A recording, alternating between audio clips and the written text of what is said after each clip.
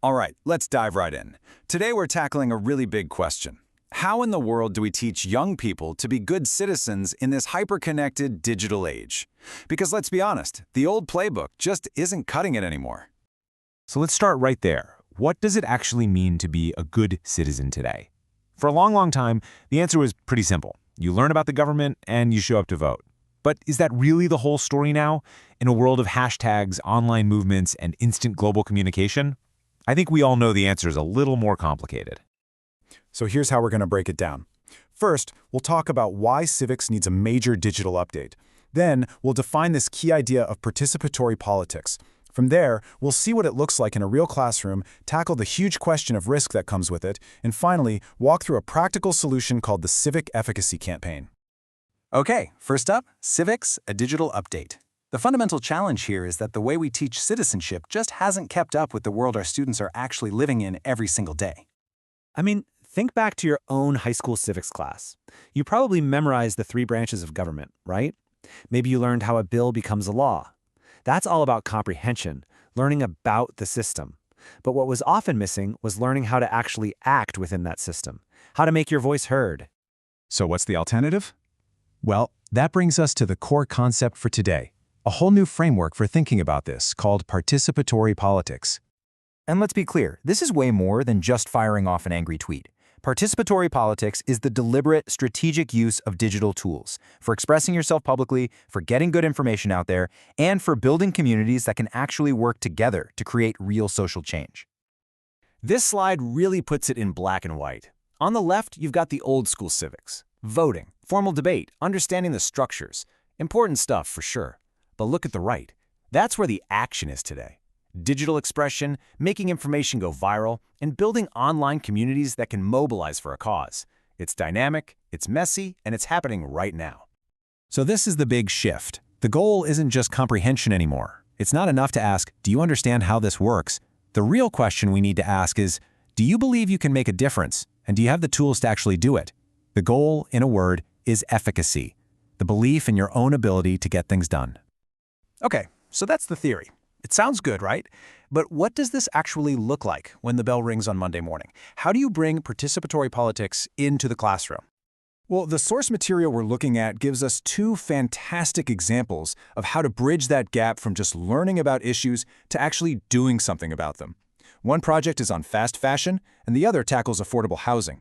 So in the first example, advocacy storytelling. Students don't just write a 5-page paper on fast fashion. No way. They dig into the real supply chain. Then they create what's called a multimodal digital toolkit. Think about that. Maybe it's a powerful 1-minute video for TikTok, a super sharp infographic with hard data for Instagram, all designed to mobilize their friends with a very specific call to action. Like, say, don't buy from these 5 brands for 1 month. The second example brings it right into their own community. To tackle an issue like affordable housing, students might create a digital petition. But look at the skills they build along the way. They need data literacy to find and make sense of city zoning laws. They need visual literacy to create a graph that actually tells a story about rising rents. And they need to practice real digital citizenship to know how to effectively and responsibly pressure local leaders for change. Now, this all sounds incredibly powerful, right? But it also leads us straight to the biggest, most obvious hurdle. Any teacher or principal watching this is already feeling their spidey sense tingle, and that's the central challenge of real-world civics, the question of risk. The second students move from writing papers to taking public action, the stakes get so much higher for the school. We're talking about everything from angry phone calls from parents to getting called out on the local news. This quote from the source material just hits the nail on the head. It's the tightrope every teacher has to walk. How can I encourage this amazing, authentic student work on important issues while also making sure my students, my job, and my school are protected from the fallout? It's a huge, totally legitimate worry. So how do we solve this puzzle? Well, that brings us to the solution proposed in the research. It's a practical, step-by-step blueprint designed specifically to manage this risk. It's called the Civic Efficacy Campaign. This framework is brilliant in its simplicity. It breaks the whole thing down into 3 manageable and, more importantly, defensible stages. First, preparation. That's the deep research phase. Second, the activity, where students actually create something. And third, assessment and reflection, which, as you'll see, is the secret sauce. Let's zoom in on stage 1, preparation. The key here is that before a single thing gets posted online, students have to do a rigorous, non-digital civic audit. They have to do the offline legwork first. That means interviewing a real stakeholder in the community, gathering evidence, and writing a neutral, fact-based report. This builds a rock-solid, responsible foundation for whatever comes next. Okay, then we get to stage 2, the activity itself.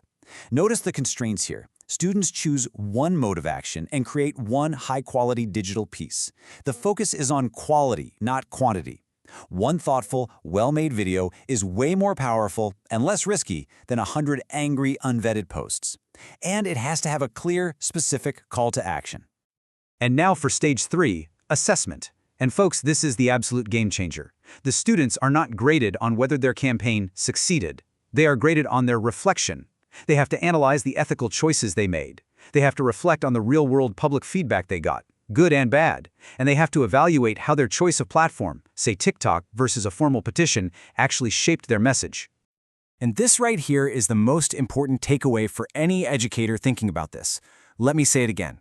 The final assessment is not on the campaign's success. It's on the quality of the process. The grade is based on their research, their thinking, and their reflection. This is what protects everyone. It takes the pressure off achieving a specific political outcome and puts the focus back where it belongs, on the learning. So when you put it all together, a framework like this does something pretty profound. It shifts education from being this passive experience of learning about the world to an active, and this is the key word, responsible experience of trying to actually shape it. Which leaves us with this final thought to chew on. If we truly believe that schools are the practice spaces for democracy, then how do we best teach our students to use their powerful digital voices thoughtfully, effectively, and ultimately for good? That's the challenge ahead of us. Thanks so much for joining this explainer.